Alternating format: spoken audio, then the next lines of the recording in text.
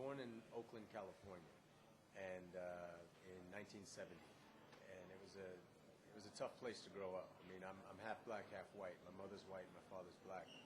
Um, in the late 60s, the civil rights era and the whole bit, blacks and whites were trying to find equality, and Martin Luther King had just been shot a couple years back.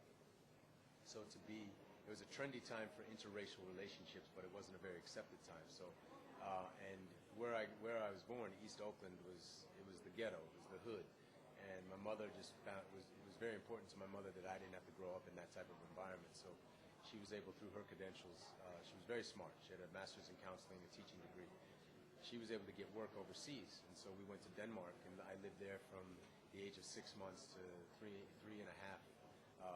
And so my first language technically was very bad broken Danish. I lived in Bahrain after that. My mother got transferred, Bahrain being the Arabic-speaking country. And then we traveled a lot. It was just my mother and I. My mother and father separated when I was very young.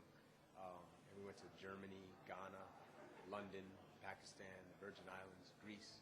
So it's a great story to tell, but because I was so young, I don't really remember in detail places and people.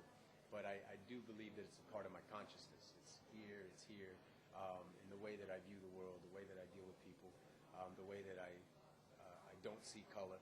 I don't choose to see color in anything that I do.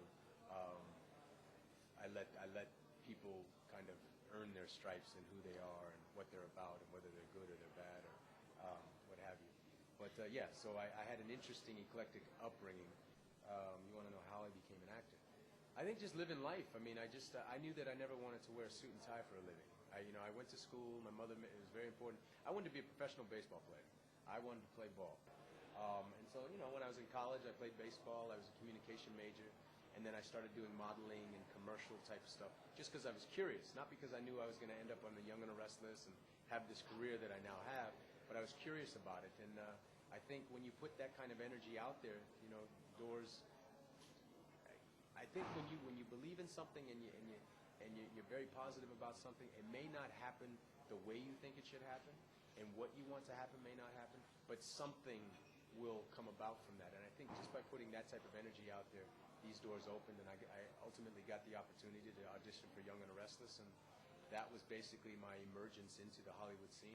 I did 7.5 years on Young and the Restless, and became a household name, and got my name spread across not only the country but different parts of the world, and it gave me a sense of confidence, and I enjoyed the art of it. And without Young and the Restless, I wouldn't be on Criminal Minds. So once I got in, I did everything in my power to stay in, and I haven't fallen off the bus yet.